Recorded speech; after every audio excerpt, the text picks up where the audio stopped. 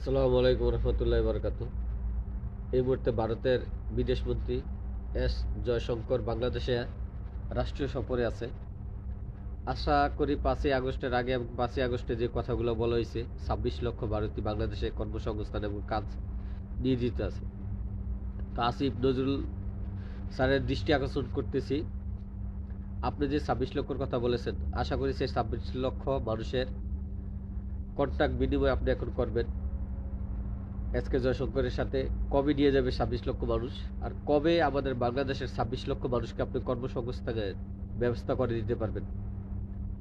যদি আপনি এই 26 লক্ষ ভারতের কোনো একটা সমাধান করতে না পারেন, তাহলে বাংলার মানুষ এবং বাংলার জনগণ বুঝে নিবে আপনার এই 5ই আগস্টের আগে 5ই আগস্টে যে মিথ্যা প্রপাগান্ডা ছড়াইছেন সরকার উৎখাটনের জন্য, সেটা একটা ছিল আপনাদের মূল প্রতারণা।